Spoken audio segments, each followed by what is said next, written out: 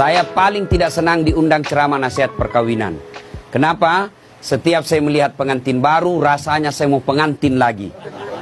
Kesempatan ini saya ingin sampaikan beberapa nasihat. Bukan nasihat ustadz, tapi nasihat agama. Yang pertama, kedua mempelai. Nikah, luruskan niat. Umumnya anak muda menikah, dia bayangkan tempat tidur. Kalau tempat tidur kau bayangkan untuk menikah, maka siap-siap kau kecewa. Kenapa? Nikmatnya itu hanya sementara. Begitu sebentarnya yang namanya tempat tidur, maka disebut bulan madu. Tidak dikatakan tahun madu. Karena sebentar saja. Maka Nabi katakan nikahilah seseorang karena 4 hal. Yang pertama, nikahi kalau dia laki-laki, Ali nikahi dia karena kecantikannya. Ini penting cantik. Kenapa? Hampir 24 jam di depan kita. Baru bangun dia. Mau tidur dia lagi di depan kita. Mau makan ada lagi nih di depan kita. Pulang kantor dia lagi. Jadi kalau jelek, cepat kita bosan. Maka penting itu cantik. Ternyata cantik tidak boleh menjadi ukuran utama. Kenapa? Cantik ada batasnya. Bahkan zaman digitalisasi sekarang ini bisa jadi cantik di YouTube, cantik di Instagram, cantik di Facebook, ternyata aslinya hancur. Kenapa? Ada kamera 360. Putih mukanya, hitam lehernya. Cantik memang dia kalau di Facebook, tapi ketika diketemu aslinya jelek. Maka kecantikan ada batasnya. Okelah original kecantikannya. Sweet 17 kok cantik, 20 tahun kok cantik, 17 tahun kok cantik, tapi balik itu angka 17. 71 masih cantik, enggak lagi. Biar kau pakai dandanan apa kalau sudah keriput hancur itu cantiknya. Ya, yang kedua kata Nabi, nikahilah dia karena keturunannya. Wajib kita lihat keturunannya. Tapi ternyata tidak boleh jadi prioritas. Kenapa?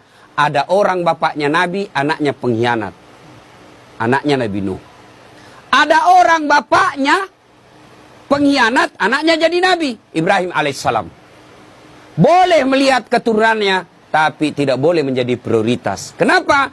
Karena ada orang bapaknya ulama, anaknya jadi penipu.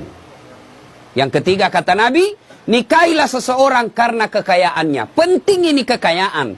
Itulah orang Bugis katakan, komelo komak bene, mita ko yerong kayu mau decengi. Kalau kau mau menikah, lihat kamu apa yang kamu bisa hidup di situ. Tapi ternyata tidak boleh jadi prioritas. Kenapa? Harga diri seorang laki-laki, jangan kau gantungkan hidupmu sama mertuamu. InsyaAllah kalau orang Bugis tidak. Prinsip hidup yang paling penting bagi laki-laki adalah tegas. Ketika dia punya ketegasan, punya prinsip hidup, insya Allah anaknya bapak akan dilindungi. Yang keempat, kata Nabi, nikahi karena agamanya. Bertanya mahasiswa saya di Unhas, Ustadz, kenapa agama nomor 4? Mestinya kan nomor 1. Jangan salah paham. Agama betul nomor 4, tapi dia tidak titik di situ. Koma. Utamakan agamanya, karena dengan agama kau dapat semuanya. Mendapat perempuan yang cantik, keturunan baik-baik, anak orang kaya, penghafal Quran, rasanya kalau ada 100 cewek belum tentu ada 1. Ada yang cantik mukanya, hancur akhlaknya.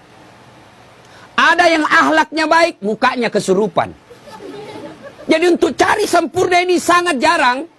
Kalau ada perempuan di rumah ini, ya sudahlah cantik, anak orang kaya, keturunan baik-baik, hafal Quran, kalau ada tunjukkan saya juga masih mau. Iya kan? Sangat susah. Maka Nabi katakan utamakan agamanya. Dengan agama, insya Allah mukanya tidak cantik, tutur kata dan akhlaknya mempercantik itu. Dia tidak kaya tapi akhlaknya baik. Dengan akhlak baik memperkaya dirinya. Dia tidak terlalu keturunan baik-baik tapi dia sendiri yang baik agamanya. Maka dia akan memperbaiki keluarganya. Maka adik-adik ini yang masih jomblo-jomblo fisabilillah, kalau kau mau menikah jangan lihat cantiknya.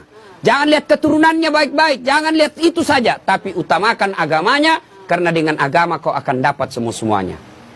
Ketika ada masalah. Ini kesalahan kita ibu-ibu banyak apa? Ada masalahnya curhatnya di Facebook.